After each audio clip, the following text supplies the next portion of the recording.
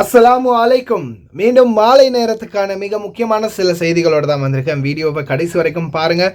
தெரியாத நண்பர்களுக்கும் மறக்காமல் ஷேர் பண்ணுங்கள். வீடியோ பிடிச்சிருந்தா ஒரு லைக் பண்ணுங்கள், சப்ஸ்கிரைப் பண்ணுங்கள், மறக்காமல் பெல் பட்டனை ஆல் செலக்ட் பண்ணுங்கள். அப்போ தான் நான் போடுற ஒவ்வொரு தகவலும் உங்களுக்கு நோட்டிஃபிகேஷன் மூலம் கிடைக்கும். அனைவருக்கும் தியாக திருநாளாம் ஈகை திருநாள் நல்வாழ்த்துக்கள். கல் ஆம் அன்தும் ஹைர். ஈத் அல் அவ்வா முபாரக். குவைத்துடைய பல பகுதிகளிலையும் அதிரடியான சோதனை. பெருநாளாச்சே, லீவு நாள் தானே, எந்த ஒரு சோதனையும் இருக்காது அப்படின்னு பார்த்தா அதிகமான சோதனைகள் இன்றைய தினம் நடைபெற்றிருக்குது பல பகுதிகளிலையும். தயவு செய்து ஓட்டுநர்கள் ரொம்ப கவனம். அதே மாதிரி பல பேருக்கு, பணிப்பெண்கள் பலருக்கு நன்மாறு செய்து அவர்களை காப்பாற்றி சொந்த நாட்டுக்கு அனுப்பி வச்சு அவங்களுக்கு பாதுகாப்பு வழங்கின ஒரு அனைவருக்குமே தாயாக திகழ்ந்தவர் இன்று எங்களுடன் இல்லை. பல முக்கியமான தகவல்கள் இருக்குது. என்னதான் எவ்வளவுதான் தகவலை கொண்டு வந்தாலும் நான் படுற பாடு என்னன்றது நான் சொல்கிறத விட அண்ணன் வடிவேல் சொன்னால் நல்லாயிருக்கும். காலையில் எத்தனை மணிக்கு சாப்பிடுவான்? நான் 8 மணிக்கு சாப்பிடுவேன். நான் 12:30 மணிக்கு சாப்பிட்றேங்க. அப்போ மத்தியானம் சாப்பாடு 4:30 மணிக்கு. ராத்திரி விடிஞ்சிருங்க. தூக்கம் அட நீங்க வேற சாப்பிட்டு ஏப்ப விடுறோம்ல, அது சேவை கூப்பிடுறது ஒரே கோரஸா இருக்குன்னா பாத்துங்களேன், அப்புறம் எப்படி தூக்குறது? இவ்வளவு கஷ்டமா? நம்மளுக்கு காலை சாப்பாடு 4 மணிக்கு, நைட் சாப்பாடு 2 மணிக்கு. அப்போ இரவு சாப்பாடு அப்படின்னா என்னன்னே தெரியாது. அதுதான் நிலைமை. அப்படித்தான் போயிட்டு இருக்குது நிலைமை. அதுக்குள்ளே நம்ம எத்தனையோ தகவல்களை மக்களுக்கு கொண்டு தாரோம். இருந்தாலும் அதை பிரயோஜனப்படுத்திக்கிறவங்க பிரயோஜனப்படுத்தினா நல்லாயிருக்கும். இலங்கையர், இலங்கை தொழிலாளர் இந்த நாட்டுக்கு வெளிநாடுகளுக்கு வாரதே நாட்டை கட்டி எழுப்ப அப்படின்ற நிலைமை தான் இப்போ உருவாகியிருக்கு. இப்போ எல்லாருமே சொல்கிறது என்ன? ரட்டவிரு வெளிநாட்டு தொழிலாளர்கள் நாட்டை கட்டியெழுப்ப நாட்டுக்காகவும் வீட்டுக்காகவும் சேவையாற்றும் ஒரே வீராங்கனைகள் அப்படின்னு சொல்லுவாங்க. இலங்கை தூதரகம், இலங்கை வெளிநாட்டு வேலைவாய்ப்பு பணியகம், அடுத்ததாக அமைச்சராக இல்லை அரக்கருக்கான்னு தெரியல, ஊராக போய் பேரணி போகிறது, கூட்டம் வைக்கிறது, கூத்தடிச்சு கும்மாளம் போடுறது, இதுதான் அவருடைய கூத்தாக இருக்குது. இலங்கை தூதரகம் வா அதுக்கும் மேலே. இப்போ ரீசெண்டாக நடந்த ஒரு சம்பவம், காணவில்லை இவரை கண்டுபிடித்து கொடுக்கவும் அப்படின்னு இலங்கை தூதரகம் தொலைபேசி இலக்கம் போட்டுக்கிறாங்க. போட்ட தொலைபேசி இலக்கமும் பில, அதே மாதிரி அதிகாரி ஒருவர் தான் இதை போட்டிருக்காரு. அந்த அதிகாரி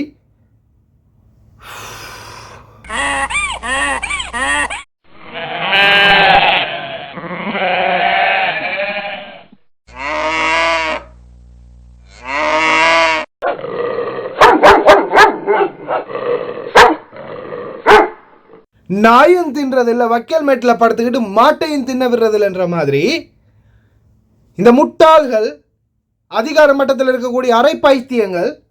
இப்போ ரீசெண்டாக ஜனாதிபதி மாளிகையிலிருந்து ஒரு லெட்டர் வருது, ஒரு பெண்ணை காணவில்லை, இவரை கண்டுபிடித்து கொடுங்க, அவங்களுடைய குடும்பத்தார் ரிப்போர்ட் அனுப்பியிருக்கிறாங்க அப்படின்னு. அதுக்கு அப்புறமா இந்த அதிகாரிகள் என்ன பண்ணுறாங்க? இப்போ ரீசெண்டாக ஒரு 5-10 நாளைக்கு முதல் நீங்கள் பார்த்துருப்பீங்க, ஃபேஸ்புக்கில் அந்த போஸ்ட்டை போட்டிருந்தாங்க, இவங்களை கண்டுபிடித்து கொடுங்க அப்படின்னு. அந்த தாய் வேறு யாரும் இல்லைங்க, இந்த இருக்கிறாங்க. பிளாக் அண்ட் ஒயிட்டில் நீங்கள் பார்த்த அந்த ஃபோட்டோவில் இருந்த உருவம் இவங்க தான், இந்த அம்மையார் தான். இந்த தாய் கிட்டத்தட்ட 15, 20, 30 வருஷமாக இந்த நாட்டில் இருக்கிறாங்க. இவங்களை காணவில்லை, இந்த குடும்பம் அங்கே தேடி தருமாறு, இந்த நாட்டுக்கு கொண்டு வந்து தருமாறு, இலங்கை கொண்டு வந்து தருமாறு கோரிக்கை வைக்கிறாங்க. இதுக்கு முன்னாடி ஒரு மாதத்துக்கு முன்னாடியே இவங்களுக்கு பாஸ்போர்ட் செஞ்சு, இவங்களுக்கு பாஸ்போர்ட் இல்லை, இவங்களுடைய கஃபீலுடைய ஒய்ஃபும் 2 குழந்தைகளும் சுலைபிகாத்தில் இருந்து, இவங்க சுலைபிகாத்தில் வேலை செய்யும்போது அவங்க கடந்த 8 வருடத்துக்கு முன்னாடி ஒரு பிரயாணமாக சவுதி அரேபியா போகும்போது விபத்தில் சிக்கி குடும்பமே உயிரிழந்துட்டாங்க.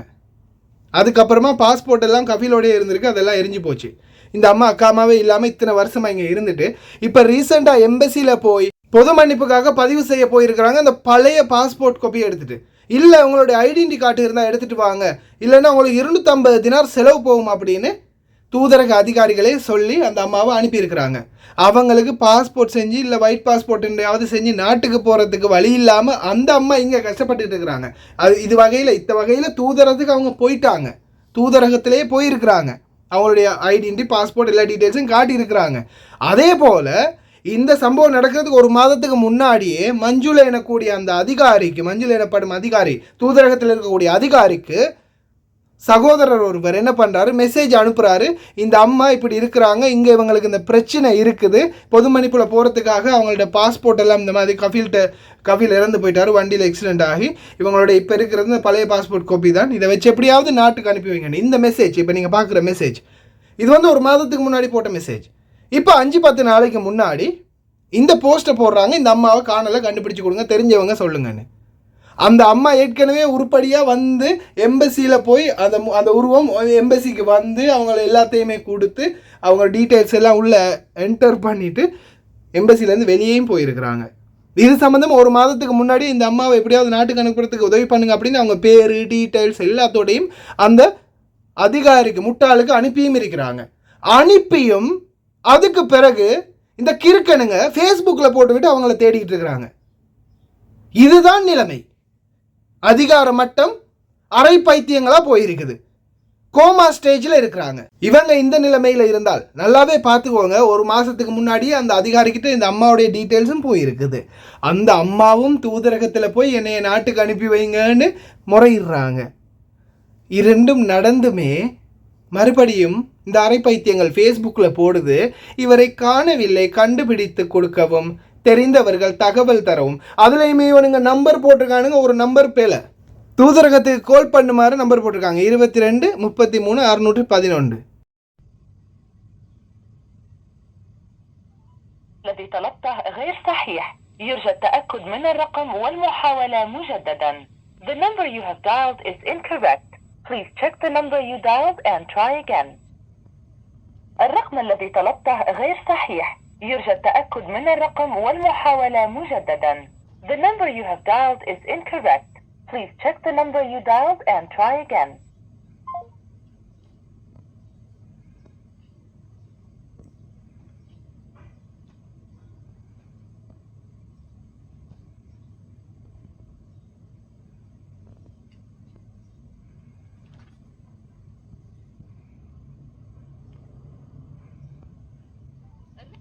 طلبته غير صحيح. يرجى التأكد من الرقم والمحاولة مجددا. The number you have dialed is incorrect. Please check the number you dialed and try again. இதுக்கு மேலே எங்கடா போய் சொல்கிறது, உங்களை எல்லாம் என்ன செய்கிறது, என்ன செய்கிறது? இதுதான் அவங்களுடைய அதிகார மட்டம். என் எச்சியை கூட வேஸ்ட் பண்ணுறதுக்கு எனக்கு விருப்பம் இல்லை, துப்புறதுக்கு கூட அருகதை இல்லாதாக்களாக போயிட்டீங்க. அதிகார மட்டம், மக்களை பாதுகாக்கிற அதிகார மட்டம், வெளிநாட்டு வேலைவாய்ப்பு பணியகத்தால் நியமிக்கப்பட்ட அதிகார மட்டம் தான் இது. மட்டமான அதிகாரிகள், அதிகார மட்டம் இல்லை, மட்டமான அதிகாரிகள். அறிவுன்றது கொஞ்சமாவது இல்லையா? போட்டிருக்கிற நம்பரும் பில, போட்டிருக்கிற தகவல் ஆல்ரெடியே அந்த பெண்மணி வந்து எம்பசியில் பதிவு செய்கிறதுக்காக அலைஞ்சி திரிஞ்சு போயிருக்கிறாங்க. என்ன நிலைமை இது? இலங்கையர்களே விழிச்சுக்கோங்க. இந்த தூதரகத்துக்கு தூக்கி பிடிக்கிறவங்க, கடைக்கு போகிறவங்க, தூதரகம் என்ன எங்கள் தூதரகம் அப்படின்னு தூக்கி வச்சு கொண்டாடுறவங்க தெரிஞ்சுக்கோங்க, இதுதான் உங்கள் தூதரகம். அடுத்ததா ஆரம்பத்தில் கொஞ்ச நாளைக்கு முன்னாடி நான் ஒரு வீடியோ ஒன்று போட்டிருந்தேன். அரைக்கு இருக்க மாதிரி வேலை பார்த்து பைத்தியகாரத்தனமான சில பேச்சுகளை பேசி இப்போ என்ன நிலைமை தெரியுமா? இவங்களுக்கு கிட்டத்தட்ட 5 குழந்தைகள் இருக்குது. 5 குழந்தைகள். 20 செகண்ட்.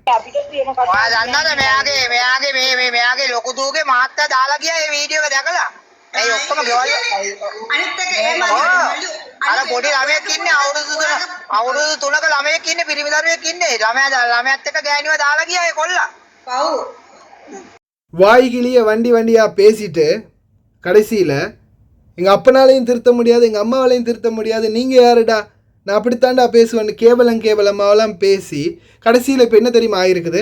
இவங்களுடைய மூத்த பொண்ணுடைய கணவர், இவங்க மருமகன் குழந்தையும் மனைவியும் விட்டுட்டு போயிட்டாரு. ஏன்னா போகிற இடமெல்லாம் இதுதான் பேச்சு. என்னடா உங்கள் மாமியா இப்படி பேசுகிறாங்க, இவ்வளோ கேவலமாக பேசுகிறாங்க, அசிங்கமாக பேசுகிறாங்க. இவங்களுடைய குழந்தைகளுக்கு இன்றைக்கி பாடசாலைக்கு முகம் கடுக்க முடியலை, மகளுக்கு வேலைக்கு போக முடியலை, மொத்த குடும்பத்துக்குமே வெளியே தலை காட்ட முடியலை.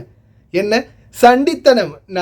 என்னை விட்ட ஆள் இல்லைடா, நான் தாண்டா எல்லாம், நான் தாண்டா டிக்டாக்கு ராஜா அப்படின்னு பேசின பேச்செல்லாம் பேசிய பேச்சு என்ன, ஆடிய ஆட்டம் என்ன அப்படின்ற மாதிரி போயிருக்குது. இன்றைக்கி எங்கே போனாலும், இலங்கையில் போனாலும் பொது ஒழுக்கத்தை மீறிய குற்றத்துக்காகவும் அவச்சொற்களை யூஸ் பண்ணிய குற்றத்துக்காகவும் கைது பண்ணப்படுவாங்க. சவுதி அரேபியாவிலும் பொதுநல வழக்கு தொடரப்பட்டிருக்குது. விரைவில் கைதும் பண்ணப்படுவாங்க. அதே மாதிரி என்னதான் கைது பண்ணப்பட்டாலும் ஒரு சிலரை திட்டினதால் இந்த டிக்டாக் விஷயத்தில் நம்ம சப்ஜெக்டில் சம்மந்தமே படுறதில்லை. டிக்டாக்கே இல்லை என்கிட்ட பொதுவாக, நான் டிலீட் பண்ணிட்டேன். ஆனால் இந்த டிக்டாக்ல இப்போ லைவில் இவங்க ஃபோட்டோ வச்சு நிறைய பேர் இன்னும் அந்த பழைய வீடியோக்களை போஸ்ட் பண்ணிகிட்டு இருக்காங்க. அது மட்டும் இல்லாமல் இந்த கேவலம் கெட்டது துணியாவுத்து எவனுக்கு ஒருத்தனுக்கு வீடியோ போட்டு காட்டியிருக்குது, அதையும் இப்போ வைரல் ஆக்கிட்டு திடுறானுங்க. எந்த மாதிரியான சூழல்கள் எல்லாம் உருவாகுது அப்படின்றத இந்த டிக்டாக் பாவிக்கிறவங்க நல்லா மண்டையில் ஏற்றிக்கோங்க. நீங்கள் செய்கிற ஒரு தவறு எப்படி பாதிப்பு வருதுன்றதை பார்த்துக்கோங்க. இந்த டிக்டாக்கு பின்னால் இப்போ நிறைய பேர் நான் தான் ஹீரோ, நான் தான் ராஜா, நான் தான் எல்லாமேன்னு இந்த டிக்டாக்கு பின்னால் அலையிறீங்க. டூயட் போடுறது, வீடியோ போடுறது, தயவு செய்து கவனம். ஒரு சொல், ஒரு செகண்ட் போதும், ஒரு வீடியோ போதும், உங்களுடைய ஒட்டுமொத்த சாம்ராஜ்யமுமே சரிஞ்சிடும். நீங்கள் சேர்த்து வச்ச மானம், மரியாதை, கௌரவம், அந்தஸ்து ஒட்டுமொத்தமாக சரிஞ்சிடும்.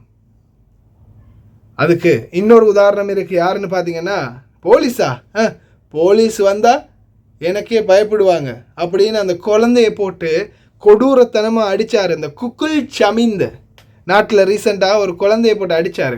அவருடைய நிலைமை என்ன, கடைசியில் என்ன நடந்துச்சு? ඇත්තටම මම බලාපොරොත්තු වෙනවා හිරෙන් නිදහස් වෙලා ආවම හොඳ මිනිස්සෙක් වෙලා ක්‍රීඩා ඇමති තූරයේ බාර අරගෙන ක්‍රිකට් ක්‍රීඩාව නගා සිටවන්න. මොකද ක්‍රිකට් වලට අත් වෙලා තියෙන ඉරණම විනාශ කරන්න පුළුවන් එකම කෙනා මමයි. கடைசியில் சிங்கமாக இருந்தாலும் இப்படி அசிங்கப்பட்டு போனால் நாயிட காலையை நக்க வேண்டி வரும்னு சொல்லுவாங்க இல்லையா, அந்த நிலைமை தான் இப்போ வரும். உங்களுக்கும் கவனமாக இருந்துக்கோங்க. பேசுவைகள் இல்லை, புட்டு திண்டாக்கள் மாதிரி இருக்கீள். எல்லாம் முடிஞ்சு பேசுறதுக்கு வார்த்தை வராது. அப்புறம் கவனமாக இருந்துக்கோங்க. அடுத்ததா உண்மையிலேயே மிக வேதனையான ஒரு விடயம். முபாரக் ராதா முஸ்லீம் இவங்க ஒரு சமூக ஆர்வலர் மட்டும் அல்லாமல் மனித நேயத்துக்காக முடிந்த அளவு தன்னை அர்ப்பணித்தவங்க.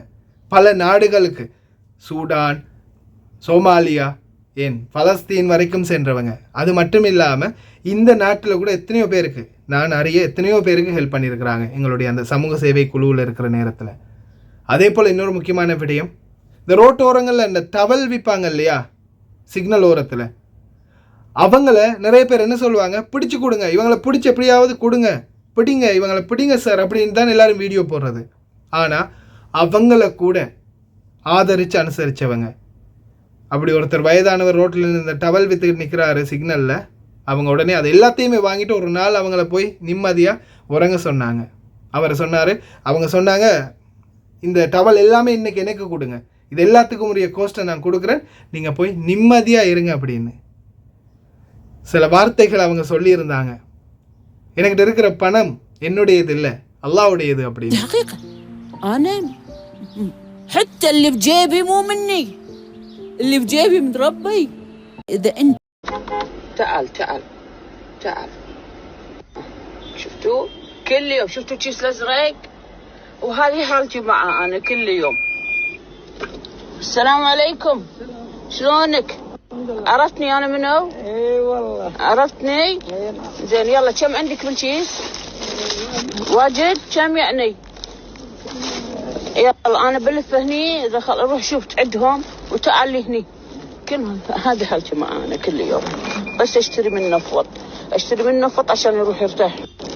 يا بعدك بيدي والله. ها هني عندي 6. ها وقفت. ها كم عندك؟ 60. وهذيل هني 6 معاها بعد أمين. كم؟ 60. كم كيس؟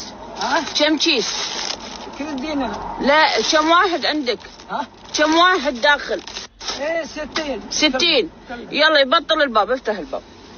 الحين انا اللي خذيته منك وين بتروح؟ وين بتروح اذا خذيتهم منك؟ بروح البيت. اي بس خلاص كل يوم روح البيت. يلا بطل الباب افتح. يا قلبي.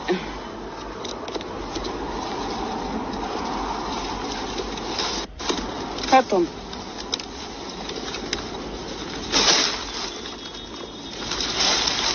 تفضل امسك مشكور بس روح البيت يلا ارتاح مع السلامة.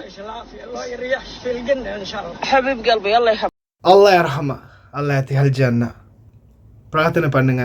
நல்ல மனிதர்கள், நல்ல மனிதாபிமானம் உள்ள மனிதர்களுக்காக பிரார்த்தனை பண்ணுங்க. அதே மாதிரி குவைத்துடைய பல பகுதிகளிலையுமே அதிரடியான சோதனை.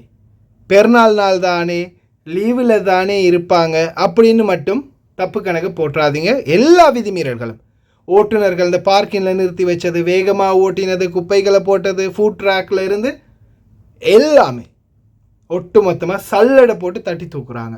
தயவு செய்து ரொம்ப கவனமாக இருங்க. முன்னாடி வரக்கூடிய வீடியோ பாருங்கள்.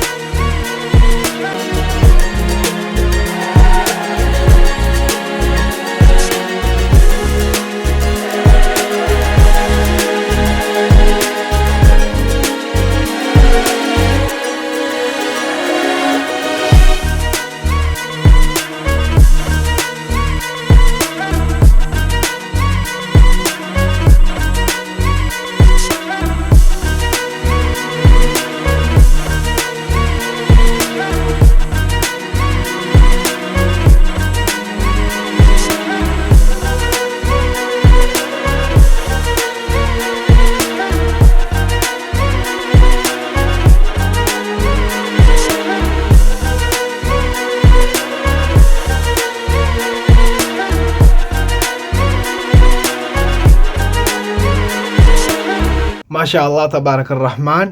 40,000 பேருக்கு மேலே இன்றைய தினம் அல் அக்ஸா பள்ளிவாயலில் தொழுகைக்காக ஒன்று கூடியிருந்தார்கள்.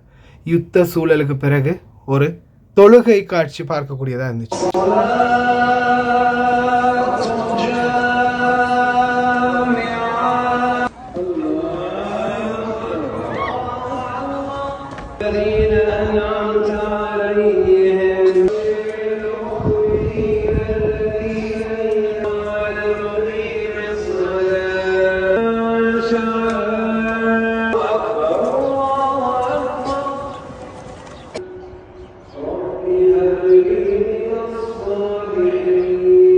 இன்று குவைத்துடைய பல பகுதிகளிலும் குர்பானி இறைச்சிக்காக குர்பானி ஆடுகளை அறுக்கும் வேலை திட்டங்கள் இடம்பெற்றிருந்தது. அதே மாதிரி ஃபுட் அத்தாரிட்டி அப்துல்லா அல் அஸ்மி ஊட்டச்சத்து மற்றும் உணவு பாதுகாப்பு குழு அகமதி கவர்னரேட்டில் உள்ள ஆடுகள் குர்பான் கொடுக்கும் தளத்தை நேரடியாக சென்று பார்வையிட்டிருந்தார்கள். அதே மாதிரி பல ஆயிரக்கணக்கான ஆடுகள் இன்றைய தினம் குர்பானிக்காக எடுக்கப்பட்டிருந்தது. كذا كان المشهد في المسالخ المركزية في محافظات البلاد المختلفة بعدما أكملت الهيئة العامة للغذاء والتغذية كافة استعداداتها الفنية والرقابية والصحية والتنظيمية لاستقبال الأضاحي ابتداء من صباح غد بعد صلاة عيد الأضحى المبارك مباشرة. بتوجيهات مدير عام الهيئة العامة للغذاء والتغذية الدكتورة ريم الفليج، أكملت الهيئة العامة للغذاء والتغذية كافة استعداداتها في مختلف المسالخ في كافة المحافظات البلاد مواكبة العيد الأضحى المبارك، مثل مسلخ العاصمة والفروانية والجهرة والأحمدي، ومسالخ المؤقتة في كبد وصباح الأحمد لخدمة المناطق الجنوبية.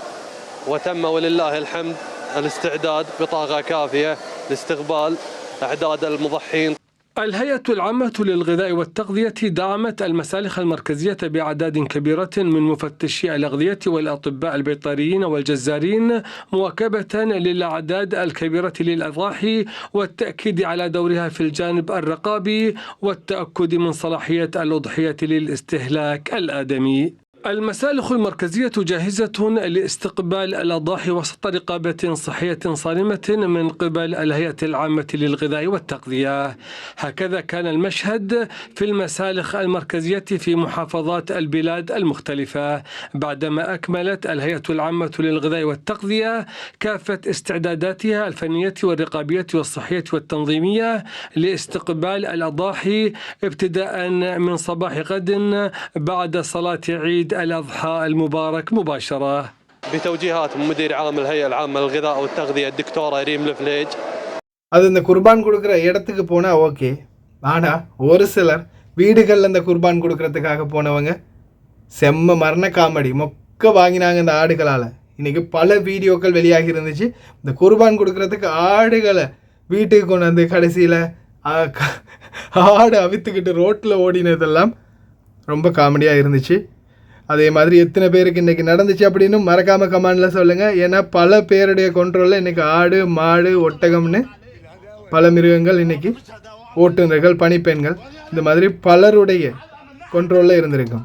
அது உங்களோட கண்ட்ரோலில் இருந்துச்சா இல்லை அது உங்களை கண்ட்ரோலில் எடுத்துச்சா அப்படின்றத மறக்காமல் கமெண்டில் சொல்லுங்கள். ஏன்னா இன்றைக்கி இது மாதிரி பல சம்பவங்கள் பதிவாகி இருக்குது. அடுத்ததாக இன்றைய தினம் காலை தொழுகைக்கு பிறகு கோயத்துடைய பல பகுதிகளிலையும் உணவகங்கள் விளையாட்டு தலங்கள் அதே மாதிரி சூக் மால்கள் அனைத்து பகுதிகளிலுமே குவைத்தி மக்களுடைய புழக்கம் அதிகமாக இருந்தது. كان عيد الأضحى قديما يتسم بروح البساطة والتلاحم، حيث يجتمع الأهل والأصدقاء في بيوت تقليدية وتقام الولائم الشعبية وتسمع تكبيرات العيد في كل زاوية. والله احنا العيد على مثل ما قالوا على سمنا القديم، مثل ما من قبل 20-25 سنة بداية صلاة العيد وبعدين عند الوالدة نصلي العيد عندها ونعيد عندها وريوقنا عندها. ما نغير يعني أشياء بسيطة، حتى الألعاب اللي في العيد غير بسيطة كلها صنع يدوي. أما اليوم مع تطور الحياة تغيرت بعض العادات، فأصبحت التجمعات تقام في قاعات حديثة وتستخدم التكنولوجيا لتبادل التهاني والزيارات. طبعا في اختلاف بين الآن والحاضر والماضي. الماضي كان طبعا أكثر أسر متجمع أكثر من الحين، يعني الحين صار في تجمع بس مو مثل الأول يعني. وبعد حتى الحين العيدية كانت أول كان نعطي عيدية أشياء بسيطة. أول العيدية صغيرة، يعني مثلا تقابل ربع دينار أقل نص دينار، يعني اللي ها الحين لا، وهم ما يرضون 50 و60. عيد زمان كان البساطة فيه، البساطة بكل شيء. حاليا مع التطور ما يقدر الإنسان يوقف بدون تطور، فتطورت الأعياد وتطورت الأشياء وتطورت، بس عيد زمان حلو. تظل روح العيد واحدة، فرحة القلوب وتواصل الأحباب وقيم العطاء التي يحملها عيد الأضحى. نروح أول شيء الصبح نروح الصلاة نخلص منها، نرجع البيت نتريق ريوق العيد التقليدي الكويتي، وهو يعني كبدة والأمور هذه. بعدين عاد نطلع نروح الديوانية الكبيرة نجمع كل الأهل فيها ونعايد على அல்ஹம்துலில்லாஹ். இன்றைய பெருநாள் நாள் யாருக்கும் எந்த ஒரு பிரச்சனையும் இல்லாமல் நல்ல நாளாக அமையணும் அப்படின்னு துவா செய்கிறேன். அதே மாதிரி தயவு செய்து ரொம்ப கவனமாயிருங்க. அனைத்து பகுதிகளிலையுமே சோதனைகள் தீவிரப்படுத்தப்பட்டிருக்குது. பெருநாள் நாளில் கூட அதிகாரிகள் இன்றைக்கி காலையில் கூட பார்த்துருப்பீங்க, அந்த வீடியோ பார்த்துருப்பீங்க. காலையில் கூட எந்த அளவுக்கு சோதனை பண்ணியிருக்காங்கன்னு பாருங்கள். பல பகுதிகளையும் தயவு செய்து ரொம்ப கவனமாயிருங்க. அதே போல் சோஷியல் மீடியாக்களில் தயவு செய்து உங்களுடைய ஆட்டங்களை காட்டி கடைசியில் உங்களுடைய குடும்பங்களுக்கு கூட வெளியில் முகம் காட்ட முடியாத சூழலை உருவாக்கிறாதீங்க. அனைத்து சகோதர சகோதரிகள், தாய்மார்கள், நண்பர்கள் அனைவருமே. அதே மாதிரி இலங்கை தூதரகத்தை பற்றிய உங்களுடைய கருத்துக்களை மறக்காமல் கழுவி ஊற்றுங்க. ஏன்னா இந்த மாதிரி விடயங்கள் சின்ன தவறாக இருந்தாலும் அதை உடனே போட்டு கிளின்னு கிழிச்சா தான் இதுக்கு பிறகு கொஞ்சமாக தான் உங்களுடைய தவறுகளை திருத்திக் கொள்வாங்க. நம்மளும் வாயை மூடிட்டு போனால் அப்படியே இன்னமும் அதே மாதிரி தான் இருப்பாங்க. ஓகே ஃப்ரெண்ட்ஸ், கடைசி வரைக்கும் பார்த்த எல்லாருக்குமே ரொம்ப நன்றி. தெரியாத நண்பர்களுக்கு மறக்காமல் ஷேர் பண்ணுங்கள். வீடியோ பிடிச்சிருந்தால் ஒரு லைக் பண்ணுங்கள், சப்ஸ்கிரைப் பண்ணுங்கள். இன்னொரு வீடியோவில் சந்திக்கலாம்.